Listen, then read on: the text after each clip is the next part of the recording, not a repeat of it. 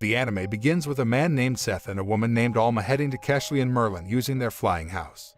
As he descended the stairs, Seth was surprised by two wooden barrels that kept moving on their own. Upon being approached, the two barrels contained two men named Don Bossman and his subordinate named Gigi. It turned out that the two of them had been hiding there for a long time because they wanted to run away from Artemis. Soon afterward, Alma helps them escape in exchange for the two being willing to become her servants. Previously, their group consisted of 4 men, but after being separated because of the fight, their group was only Don Bossman and Gigi. They also changed the name of the group to Bravery Duet. While having coffee together, Seth told Alma about the incident when he was in Rumble Town. He meets a man who looks like himself. The man has horns and knows his true strength. Besides that, Seth felt that he and the man had an inexplicable bond. Hearing this, Alma was surprised because she also felt that when he was fighting in Rumble Town, from a distance, she felt a very thick aura of malevolence. The next day, the house they were driving to arrive at the edge of the mainland was named Siphondir. Since the continent was quite dangerous, Alma only escorted Seth to the shore. Besides that, she also has a job to protect Pompo Hills from Nemesis attacks. As a farewell, Gigi gave a bag of food to Seth, while Don Bossman gave a broomstick without a wooden handle. After everything was ready, Seth left the house using a broom. Despite having difficulty controlling it, he still tried to ride it until he arrived at Siphondir Land. After flying for a while, Seth was hit by a flying boat belonging to a wealthy merchant who was about to vacation in Siphondir. Unfortunately, his food and broomstick were crushed by the propeller of the flying boat. Not long after, he saw a small boat coming out of the flying boat. He swiftly jumped towards the small boat. After arriving at Siphondir Land, the merchants started to pitch their tents because of the rain. They talked about the struggle for territory filled with natural resources. Meanwhile, Seth, who was cold on the boat, tried to get down by jumping over the branches of the nearby trees. Unfortunately, he fell into the belly of one of the very fat male merchants. Because of that, he tried to explain what really happened to him just now, but none of the merchants believed him and thought he was a spy. Feeling cornered, Seth chose to run away from them. The merchant ordered his soldiers to chase him. He ran as hard as he could through the forest, but the soldiers kept chasing him. Finally, he fell into a hole and was saved by Grim, who happened to be in Siphondir. After awakening from his stupor, Grim and Seth talked that the events in Rumble Town were almost catastrophic. Since that incident, Seth didn't want to use his Fantasia against anyone else. Because the last time he felt angry, that enormous power appeared suddenly and was very difficult to control. On the other hand, the merchants who lost track of Seth held a meeting to discuss their plans at Cashley and Merlin, which would expand their business. Besides, they were actually the masterminds behind selling weapons to the Inquisitors. However, because of what happened in Rumble Town yesterday, the Inquisitors are no longer in control of the world. The merchants wanted to return their mines of wealth once again. The next day, Grim escorts Seth down a path that leads to Cashley and Merlin's palace. Grim told him not to go off the trail because Cashley and Merlin's castle was protected by powerful magic that could twist one's direction. If Seth was affected by that magic, he would be lost for months or even years.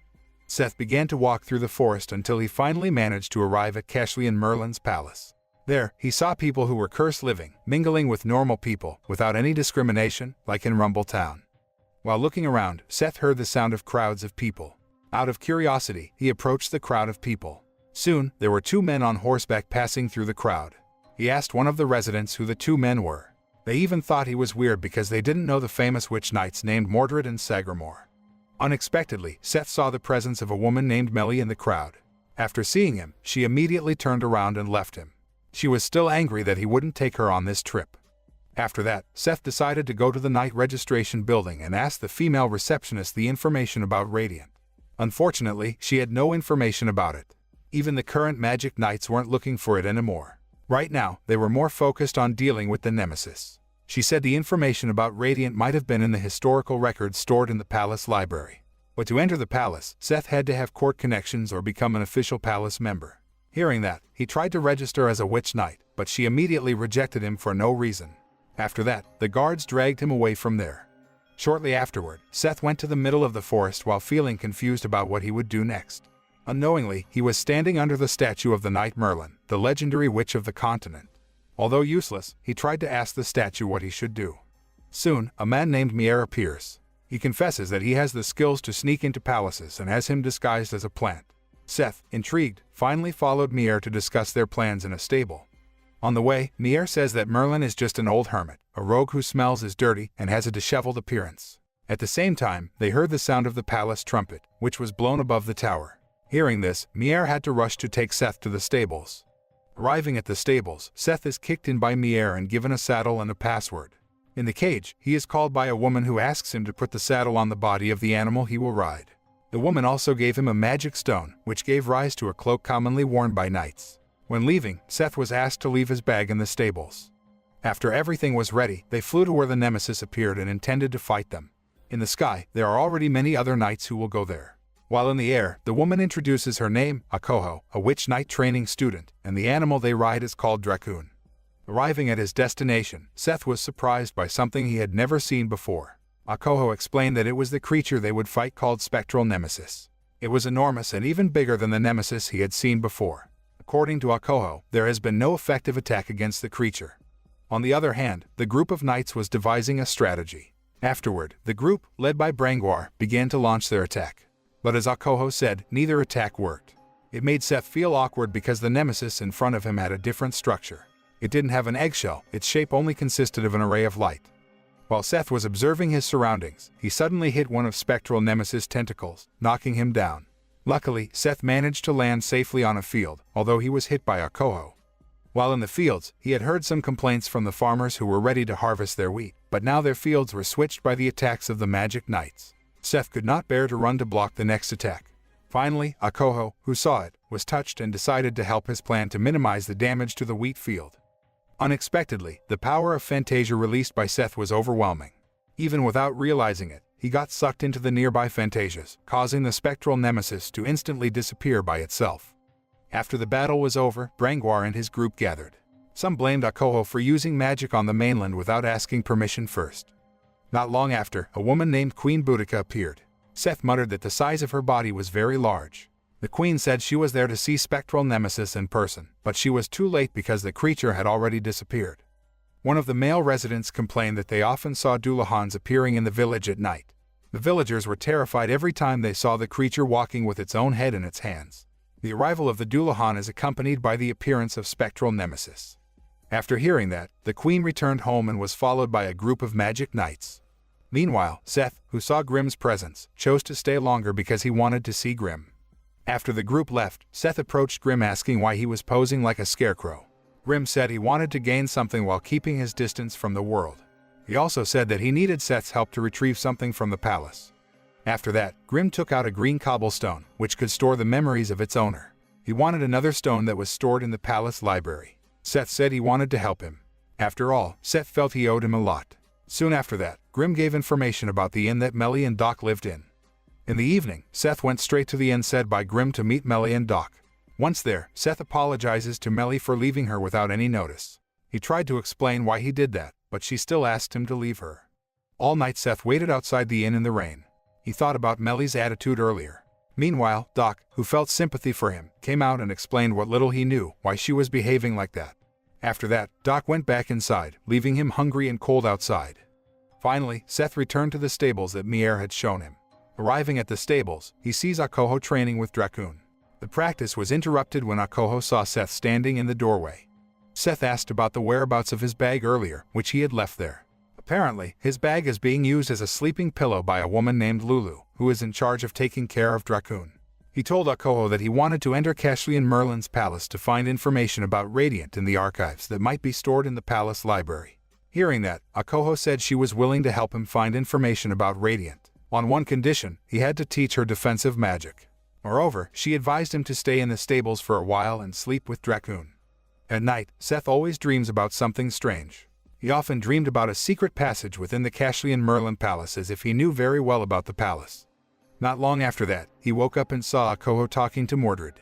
At first, he thought it was the usual thing, but when she approached him, Seth felt a drastic change in Akoho, including the radiance of her eyes that changed. Afterward, Seth decided to go alone to sneak into the palace. Once there, he noticed how people were getting past the guards. After seeing the situation there, he felt that the palace guard was not as strict as he thought. Finally, he tried to enter the palace past the guard, but the guard asked for his name to be checked based on the guest list scroll. Seth, who felt panicked, immediately tore the roll of attendance list, then ran into the palace. Arriving at the palace hall, Seth realized that the wall there was similar to the one in his dream. He saw the exact same symbol as the one in his dream. When cornered, he entered a secret door unknown to the palace guards. Behind the door, he saw a very narrow road in front of him. But he kept walking down the street until he came to a room that looked awful. He saw that there was a Nemesis that was similar to the spectral Nemesis, only smaller in size. The creature was motionless in a glass tube. Not long after, someone came that Seth had to hide. But unfortunately, he was too late because the man named Diabol had already noticed his existence. Diabol took out his Fantasia to inspect Seth's body from afar. After that, Fantasia touched the horn on Seth's head, and Diabol suddenly felt scared. Diabol said that he wouldn't let Piotr kill him. Hearing this, Seth was surprised and wanted to ask him about Piotr. But Diabol, who thought he was Piotr, immediately locked him using a magic technique. Simultaneously, a specter similar to Seth appeared in the wheat field yesterday, followed by another spectral Nemesis who suddenly appeared and directly attacked him using poison. Luckily, Seth finally managed to get out of the magic circle even though he had to be badly injured and unconscious. The incident was seen by Dragonov, who was with a female knight named Liselot. On the other hand, Grim saw it. They all headed straight for the wheat fields until they finally met and got into a fight with General Torku's two best subordinates. However, he prefers to run away than to continue fighting, and Dragonov hesitated to attack him. He knew that Grim was a friend of Seth, who had saved many lives in Rumble Town. Dragonov would value the lives of others more than having to follow orders from his superiors. That's why, even though Grim is a witch, he appreciates the service that Grim has done in Rumble Town. Actually, when Dragonov was still an Inquisitor, he didn't have that much power.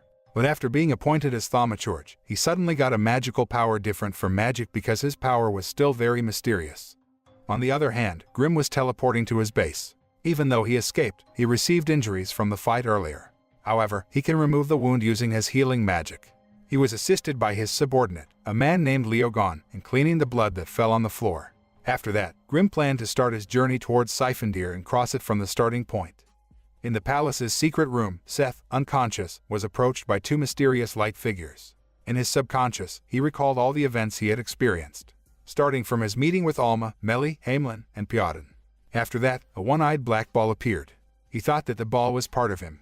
Afterward, he touched the one-eyed black ball until, unexpectedly, the black color became thick smoke enveloping his body. Seth shouted until he was heard by Meli, Doc, Akoho, and Mier. At the same time, black lines like Nemesis appeared all over Seth's body. He rose from his stupor and released a very powerful explosion of energy, resulting in a battle of two great powers between him and the two mysterious light figures. As a result of that fight, he was thrown out through the palace's wall. Luckily, Mier found Seth, who was unconscious. He approached Seth, who was in Nemesis, and turned him into his original form with strength. Afterward, Mier will bring Seth to his wife, Jill, to help with the healing process. The scene then shows Meli, Doc, and Akoho, who knew about the explosion, and now rushed to the place. Unfortunately, after arriving there, they were no longer find anything. Soon after that, Meli uses her powers to track Seth's Fantasia traces from afar. Her Fantasia headed towards the palace. However, she was unable to penetrate the defensive barrier in the palace. When Meli was about to head to the palace through the Kale Forest, Akoho immediately stopped her. Because if they pass through the forest, there is a possibility that they will get lost and will not be able to get out. Akoho said that if Kale's forest was protected by powerful ancient magic, even magic knights dared not enter. Even so, Meli still ignored her and continued walking towards the forest. Meanwhile, Doc and Akoho chased Meli until they finally entered the forest. Arriving at the Kale forest, they realized they were lost and intended to return, but the path they had taken earlier suddenly disappeared. During their panic, they meet Mier, who invites the three to meet Jill, but Akoho refused and said that they were looking for Seth. After that, Mier showed Seth's injured and unconscious body.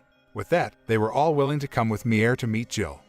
Doc, who is a researcher, during his journey, kept his eyes on the surroundings of the Kale forest. He had seen the various species in a book, but it is mentioned that the species they see today have long been extinct. After a long walk, they finally arrived at a place and met Jill, who turned out to be a forest goddess. She has a large and tall body and is shaped like a tree. Seeing Seth's weak condition, Jill finally started the treatment immediately. Mier and Jill entered Seth's subconscious and saw him trapped inside the black ball. It turns out that Akoho can also use the magic used by Jill. Then she brings Doc and Meli into Seth's subconscious. They tried to wake him up by reminding him of a few things. In his subconscious, Seth said he would stay in the forest and learn how to control power first. After that, he will come out of the forest. The next day, Akoho, Meli, and Doc walk out of the forest guided by a mushroom. On the way, they talked about the figure in the shadows of Cashlian Merlin's palace. They also speculated that there was a traitor among the magic knights. Meanwhile, Queen Boudica summoned Brangoire and some of her subordinates into the palace. She explained that they would recruit a new leader of the knights named Lord de Gullies. On the other hand, Seth slept for 3 years. He is guarded by Mier and his wife and put in the sap of a healing tree. After he woke up, Mier started to explain everything, which made him feel very surprised. Seth panics because he hasn't contacted Alma in 3 years, and maybe she will kill him. Seth immediately rushed out of the forest, but Mier explains that the time inside and outside the forest is very different. No matter how long they were in the forest when they came out, they were still at the same time as when they entered.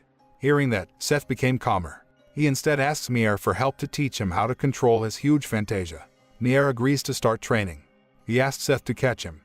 While running, Mier explained, in the forest, not only is the time difference, but the space also seems to be expanding. After practicing for a long time, they rested. While sitting down, Seth could finally open his senses to feel fantasia filling the world and becoming one with it. Mier asked him to gather all of his fantasia and push himself to the limit to remove the influence of Piotr that was in his body. But he still failed to dispel Poidon's influence despite being helped by Mier. Meanwhile, inside Cashlein Merlin's palace, the trumpet sounded again, which was a sign of the appearance of Nemesis. The witch knights, led by Brangoire, prepared to head to the outskirt farm location. When they got there, they saw a Nemesis as a spider.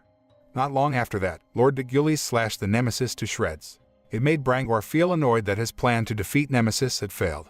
After that, a very large short Nemesis appeared, and many Echo Nemesis followed him, attacking the village. A large number of Nemesis left the knights confused.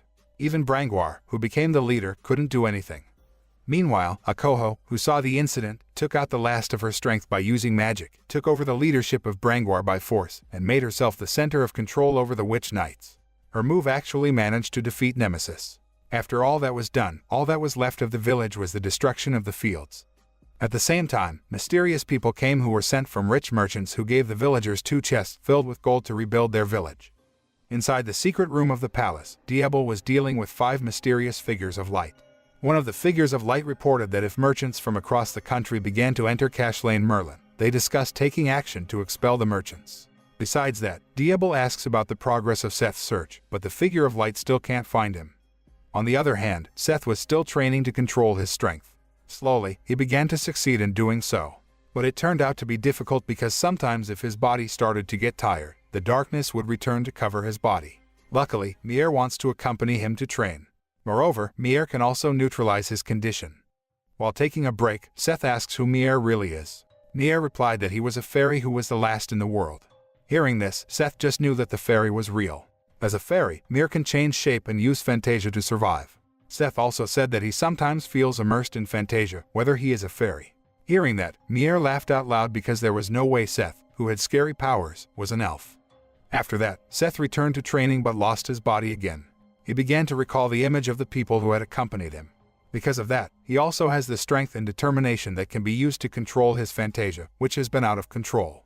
Mier says Seth finally managed to tie up the stowaway in the sea realm. Now he can use fantasia to create, not just destroy. Because previously, he could only destroy it. After he felt that he had practiced enough, Seth packed his things and said goodbye to go out of the woods to Jill. Seth returned to Cashlein Merlin's palace to look for information about Radiant. Jill said that he might be the one who could be the fairy's hope in the future. On the other hand, Merlin Palace was going to hold a Magic Night inauguration festival. To give her best appearance, Akoho is assisted by Melly and Doc to bathe Dracoon. While rubbing Dracoon's tail, Doc invites Melly to return to Artemis. But Melly refuses because she wants to be there until the celebration happens. Melly instead tells Doc to go home alone. Hearing this, he was annoyed, saying if he knew the place was dangerous, he would never want to come to Cashlein Merlin. After that, she replied that she had never told him to go there. After they go home, Mordred comes to Akoho's place and invites her to talk. Meanwhile, Melly, who was on her way home, felt something strange there. She felt Brangoire had watched her every day, even as she walked home. She ran and hid to watch Brangoire come back from behind a haystack. Not long after, Akoho walked out wearing a cloak while Brangoire followed behind her. Afterward, Melly followed the two of them from behind, but she accidentally bumped into Lord de Gillies, who teased her on the way. Having lost track of her, Melly asks Doc and Mr. Boobry to go first. It turned out that Akoho went in front of the Cashlein Merlin Palace. Arriving there, she squatted down while touching the ground. Suddenly Brangoire came and wanted to attack her from behind. Luckily, Mr. Boobry threw Doc's body towards Brangoire, so his attack stopped. Afterward, he approached Doc with an angry face and accused him of blocking his action. Just as Brangoire was about to attack Akoho again, Melly came and locked him in a magic tube. Brangoire explained that Melly had misunderstood him. because according to him, Akoho is the cause of all the appearances of specters. At the same time, Akoho attacked Melly from behind but was stopped by Seth, who suddenly appeared. When he saw Akoho's eyes, Seth felt the look in her eyes that he had seen before. Akoho, who felt cornered, chose to leave using a broom. Brangwar, Seth, and Melly immediately chase after her while they forget Doc, who is still behind. In the wheat field, two farmers who happened to be outside the house screamed in fear after seeing the silhouette of the flying Akoho. They thought that she was the vengeful Dullahan. If her figure appeared, there would be specters coming. On the other hand, Seth is using his newfound power to search for Akoho's whereabouts through the information provided by nature until he finally finds her. Seth immediately hugged her from behind to wake her up and stop her actions because she was summoning Spectre Nemesis. At the same time, Melly and Brangwar came accusing Akoho of being a traitor and a liar. Brangwar admitted that he had been observing her suspicious movements for a long time. But Akoho, with a guilty and confused face, explained that she didn't know what was happening and what she was doing. Besides that, she also says there is a mark on her neck that makes her will follow whatever they say if it gets pressed by someone. After that happened, she won't remember anything she did. It turns out that the mark is a curse for her. To prove her words, Brangwar presses the mark and tells her to kill herself. Instantly Akoho's eyes changed, and she pointed a knife at her own neck. Seeing this, Brangwar immediately stopped her until she regained consciousness. Finally, he frees her and asks her to return to the palace. He promises that he will not let anyone know about her curse. However, Brangwar would refuse Akoho's inauguration because she could easily be used by others. After that, Seth and Melly return to pick up Doc on a broomstick. On the way, Seth shows a stone that has a lot of Fantasia and can be used to activate projection magic, thus spawning Spectre Nemesis. He felt that Fantasia inside the rock was similar to his own, so he remembered Diablo's presence in a hidden room within the palace. Akoho, who heard that, said that as a child, she had infiltrated the palace more easily when the palace was holding an inauguration celebration. On the other hand, Dragonov and Lieselot were on their way to the merchant's campsite. As he continued walking, she asked him why he looked so gloomy when he received a direct order from General Torku to arrest Seth. When Dragonov was appointed as thaumaturge, he did not show such an expression. She expressed her suspicions that there was a possibility that Dragonov would not follow Torku's orders and prefer to follow his conscience. If that happened, Lieselot would punish him. Arriving at the merchant's camp, Dragonov inquired about the reason the two of them had been summoned there. One of the merchants said they would talk about a weapon that could eliminate Fantasia that the witches had. He discussed the attack on Cashlane Merlin because the merchants wanted to kill all the witches on the Siphondir continent. Because if Siphondir is destroyed, their authority will recover after being damaged by the incident in Rumble Town. In essence, these merchants cooperated with the Inquisitor to subdue Cashlane Merlin. On the other hand, Akoho suspects that Mordred has used her curse to bring forth Spectre Nemesis. So, to find out the truth, she goes to Mordred's room and knocks on it. Not long after, Mordred opened his bedroom door and invited her to come in. As Akoho is walking in, Mordred tries to press the sign, but she notices it and attacks him. She said that she had given her life for Siphondir and his people. When cornered, Mordred explained his reasons for doing so. If he knew a group called the Hermit Group who continued to maintain Merlin's majesty. A group wants to use the Akoho curse to eliminate the magic knights who betrayed Merlin. However, since Mordred doesn't want Akoho to become an assassin, he uses her to summon Spectre Nemesis. Akoho did not believe his explanation and would report the incident to the queen. But Mordred says that it will be useless because if people want to become members of the Hermit, then that person must swear allegiance to the queen. According to Mordred, the queen is the mastermind behind everything that happened to her. The day of the Magic Knight's inauguration ceremony had arrived. Meanwhile, Lieselot and Dragonov had arrived inside Cashlane Merlin's palace. For the sake of the smooth running of their mission, they disguised themselves by wearing witch costumes.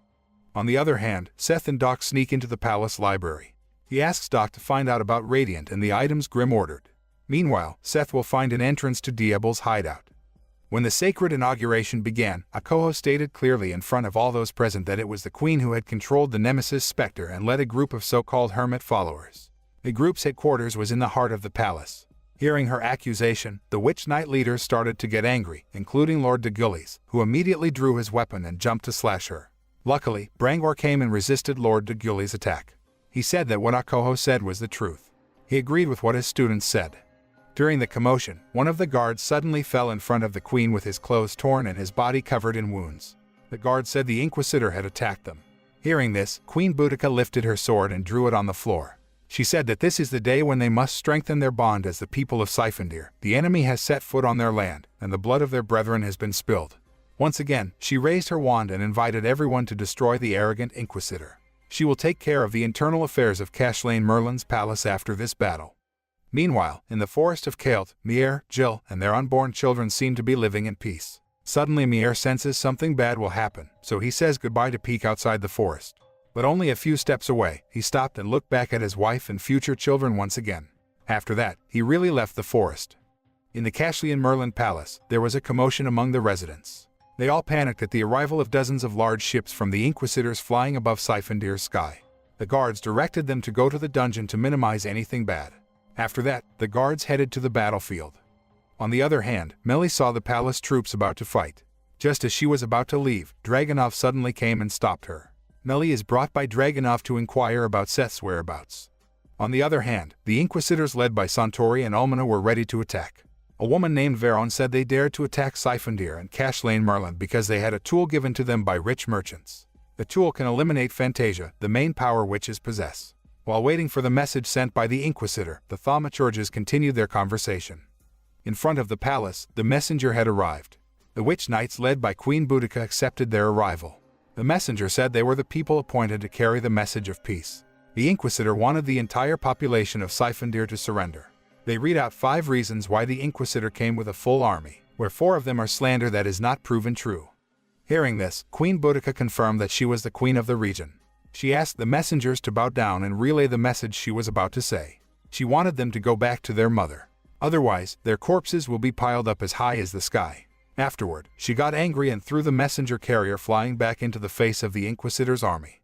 Inside the palace, Seth is re-exploring the palace's secret rooms, and he doesn't know if there is a war out there. He goes to that place to meet Diablo and learn the truth about the mysterious Piotr. Shortly after, Diablo came and directly attacked him. However, his attack failed after Seth managed to stop Diablo's illusion magic. After confronting him, Seth was a little surprised because he saw that there was a horn on his head. Diablo explained they might be brothers. In the palace library, Doc is still looking for information about Radiant. He finds a book with oddly small writing. The book was able to answer all of his questions using a tool attached to the cover. He asked again about Radiant in the book, showing page 10. He opened it slowly, but the pages were torn. Diablo tells Seth that he still has another brother named Triton.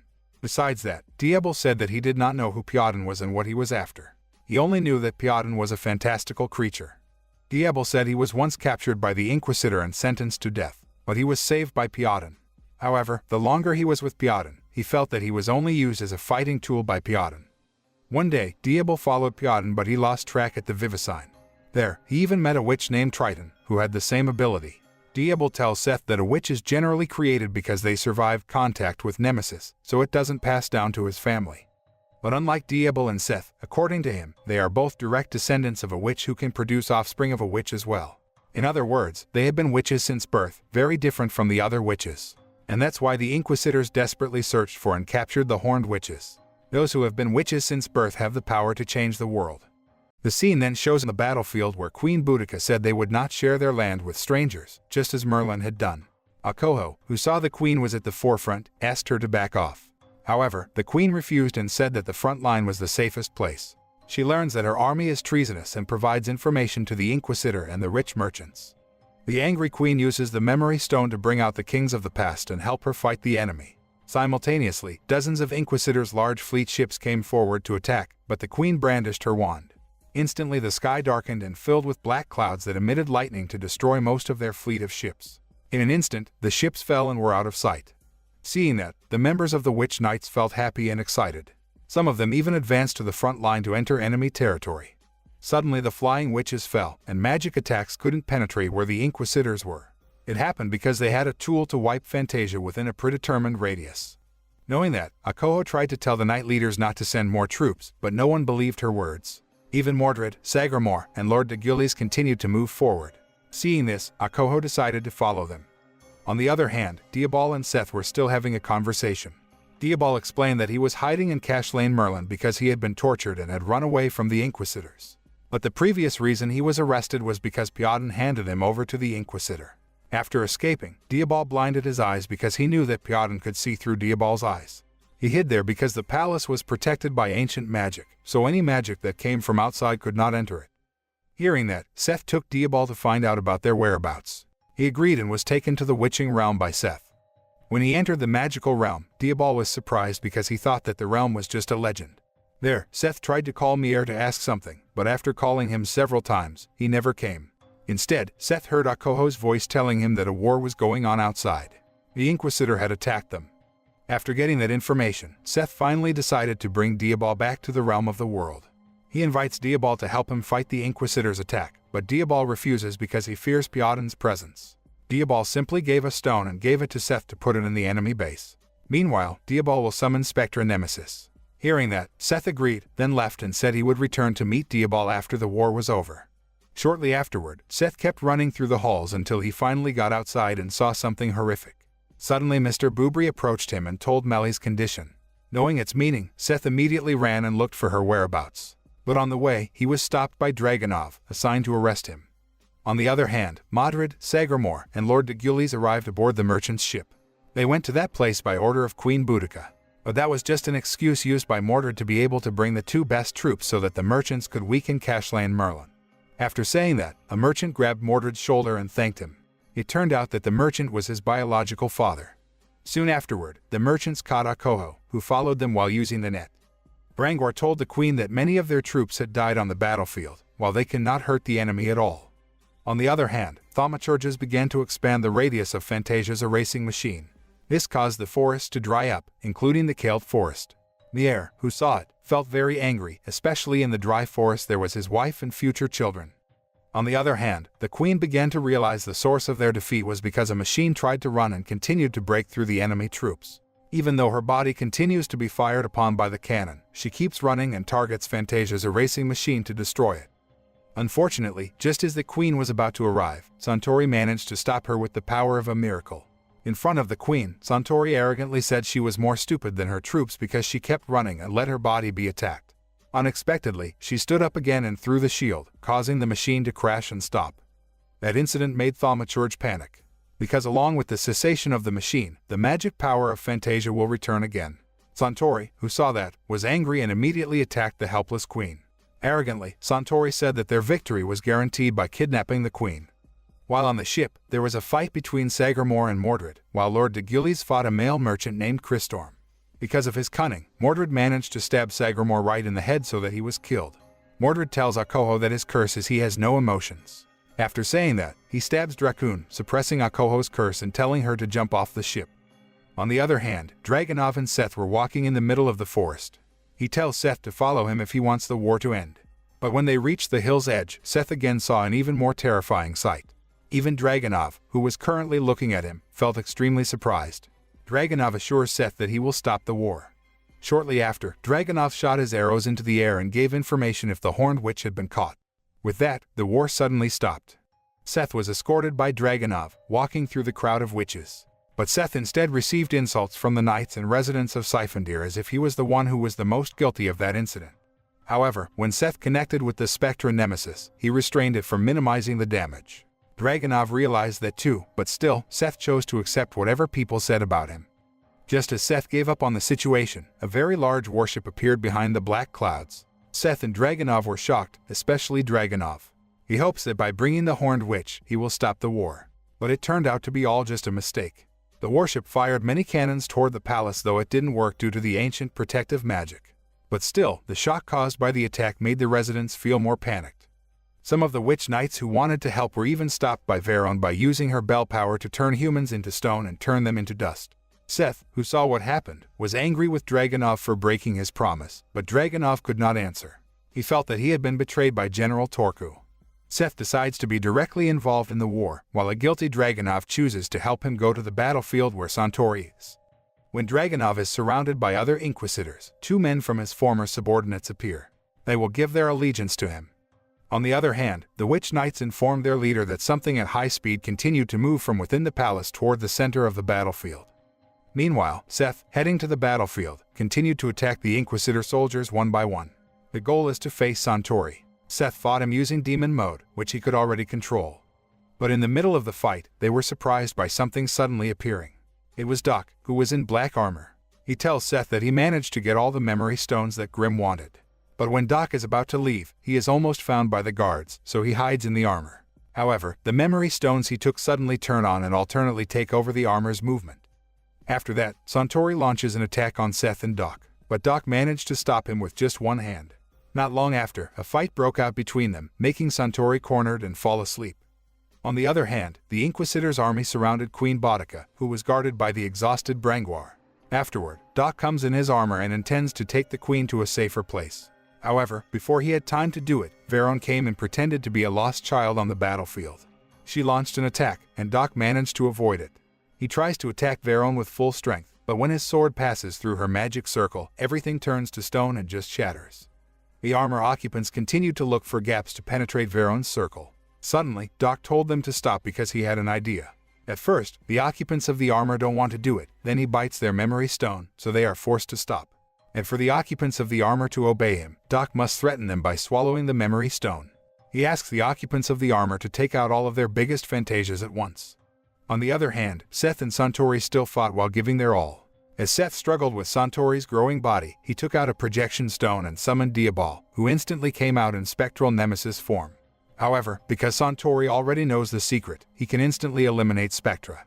While praising Seth, Suntory continued walking towards him, who was already lying down. Seth, tired of hearing Suntory's nonsense again, took out his entire Fantasia. After fully attacking him, Seth fell back down because he felt weak, and Suntory disappeared somewhere. Meanwhile, Doc and Veron are still fighting. Doc is still trying to attack her body with strong protective powers. Finally, all the Fantasia released by the occupants of the armor turned to stone due to Veron's magic and buried the owner of its power under the rock he created. Unfortunately, the war is still not over. Suddenly the witches feel the disappearance of Fantasia from the forest, and Veron, who was still alive, managed to escape. Fantasia's disappearance from the forest was due to Almana placing Fantasia's eraser machine in the forest. She casts her magic and brings back the dead to life. She uses corpses as puppets of her powers. On the other hand, Seth was already surrounded by the corpses controlled by Almana. When he wanted to finish everything, he felt Fantasia, who was in the forest, begin to disappear. Hurrying up, Seth headed for the forest where Jill was. While heading there, Seth saw the trees had been scorched, and no plant was left. In the middle of the forest, he met Mier, who was crying for Jill. Even their unborn children became victims of the war. Mier had once been angry and wanted to destroy humans, but Jill held him back. And this time, there would be no stopping him from doing it because Jill was dead.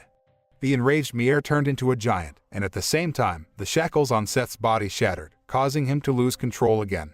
Two of the most terrifying creatures transformed in the same place, so Fantasia's explosion was no longer inevitable. They headed to the battlefield in demon-like forms. Using his power out of control, Seth managed to blow up the Inquisitor's fleet of ships with great ease. In the forest, Akoho, Brangoire, and Melly, who were already near Fantasia's erasing machine, kept trying to destroy it. Sadly, whatever they do, it's completely useless. And finally, Queen Boudica, with the last of her strength, got up and stopped the machine with her own body. Shortly after the machine was destroyed, Dragunov came in front of the queen and offered to take Melly to where Seth was in Almana's clutches. Melly tells Dragunov that Grim was the first person to stop Seth during his rampage. With that, he brought her first to where Grim was. Arriving there, Grim is initially suspicious of Dragunov's arrival, but after Melly explains everything, Grim finally agrees to help with their plan. On the other hand, Seth was in Almana's grip and made her lulled with her words. While Almana was hugging Seth, suddenly Grim came, accompanied by Melly, grabbed his body, and left him. Shortly after, Veron arrives and tells Almana to back off as Fantasia's erasing machine has been destroyed. Moreover, Suntory disappeared. But the Inquisitor's decline did not go smoothly. Mier, who was angry, came and slaughtered the remaining Inquisitor's remnants. The witches who saw that were happy because they thought Mier was Merlin's messenger, but they were wrong. Mier angered not only the Inquisitor but all of humanity. And with his creator's power, Mier attacked the witches and residents. Meanwhile, Melly tries to contact Seth through the Sea Realm. Thankfully, she can resuscitate him. Seth, who had woken up, rushed downstairs to meet Mier and calm him down. But Mier doesn't want to, because he doesn't accept that Jill and her children are victims of conflict and human activities. His tantrum stopped when Seth came with his children, who were still able to be saved. Doc found his children under the protection of Jill's dead body. After Mier returns to his small form, he talks to Seth and his friends. Mier tells Siphondir's true history and who the legendary witch Merlin is. Turned out that Merlin is Mier, and the history of Merlin, who said that he would not divide the land, was his words that became the misunderstanding of mankind. Even the names written by history are different because his name is not Merlin but Mirrodin. 3 days after the war ended, Seth met Mier, who sang a sad song while playing guitar in the middle of his destroyed house. Seth apologized that if he had not come to Siphondir, then the Inquisitor would not have invaded the continent. After that, Seth left Mier alone as he sang a sad song for Jill. When Seth meets the Queen, he is given a memory stone that Grim wants. At the same time, Nellie is given a souvenir from the finest craftsman at Cashlane Merlin's palace. While Doc was given the title of Witch Knight, he didn't want it, because all he wanted was money that he could use to pay his debts at Artemis. Shortly afterward, Brangor gives a black armor stone to Doc because only he can use it. Moreover, now inside his body were several memory stones from the former commanders of the previous Witch Knights. The anime ends with the departure of Seth, Doc, Melly, and Okoho. Even after going through all that, they still couldn't get any information about Radiant. This is the end of the anime. The moral that can be learned from this anime is that war only causes harm to both sides. Even innocent people will be affected.